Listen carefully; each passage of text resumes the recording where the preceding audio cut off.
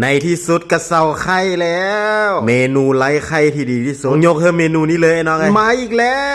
วหากินน้ำขี้ตะไฟพาเม็ดกะเพราหมูสับนะครับมาเบิ้งวัตถุดิบกันเลยน้องไงอย่างแรกก็สิเป็นหมูสับนะไอ้น้องมะเขือที่ใส่มื้อนี้สิเป็นมะเขือห้าวนะกระเทียม4กีบที่ขาดบ่ได้เลยกะเพราบ้านนะมาจังหอมนะมาเริ่มกันเลยน้องไงเริ่มจากการตำกระเทียมกันได้เอาลงไปตำจนเกลียบแรกว่าภาษาทางการก็จะเอิ้นว่าหยาบๆนะแล้วก็เทมะเขือห้าวลงไปตำน้ำหลังแบบนี้เลยนะ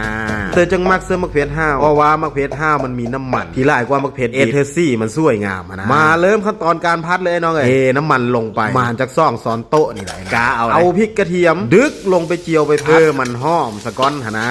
ดับแรกว่านี้รับรองว่าจามเบิดเหี่ยวเอาน้ำล้างโคกดึกลงไปตามด้วยหมูสับแล้วก็พัดเธอมันคลุกเขาเข้าเดียวกับพริกกระเทียมที่เฮาพัดไว้ข้างต้นนะเริ่มการปรุงไอ้น้องเอ้ยเสิร์ฟผงนัวใจซอสเลยนะตัดน้ำตาลตามด้วยซอสปรุงรสฟ้าเขียวได้น้องเอ้ยนี่กับบุมีสูตรตายตัวอีกแล้วรสมือล้วนๆได้น้องเอ้ยตามด้วยน้ำมันหอยนะครับเพิ่มความน่ากินของน้ำผัดเสิร์ฟลงไปประมาณสัก1 ช้อนโต๊ะนี่แหละไอ้น้องเอ้ยประมาณเอานะแล้วก็พัดคลุกเขาเครื่องปรุงมันเข้าเดียวสะก้อนเด้อไอ้น้องเด้อกาว่าเครื่องปรุงมันเข้าเดียวแล้วซีมเบิ้งสะก้อนได้กาว่าขาดเค็มก็เสิร์ฟซอสปรุงรสลงไปอีกจังน้อยกาว่ามันโอเคแล้วดึกพระเอกข้าวงาของตะเฮาลงไปเบอร์กะเพรานะจังหวะนี้บุ้ยอินนะเบอร์ต้องว้าวกินพริกกระเทียมแล้วก็พลึกแล้วกาว่าพัดกะเพราให้มันไปตักเข้ามาเลยไอ้น้องอันที่จริงก็ไม่ต้องเอ็ดงามปานนี้ก็ได้ดอกเอ็ดปั่นไอ้น้องเบิ้งหนะตักหวดลาดลงไปเลยไอ้น้องหน้าตามันก็สิออกมาประมาณนี้เป็นเลยกะเพราหมูสับราดข้าวไล่ไข่หน้าตามันก็เป็นตะกินอยู่แต่เจ้าว่าคำเป็นตะกินก็กดไลค์กดหัวใจไว้เฮ้อเด้อกดแสนนี่ก็ขอบคุณหลา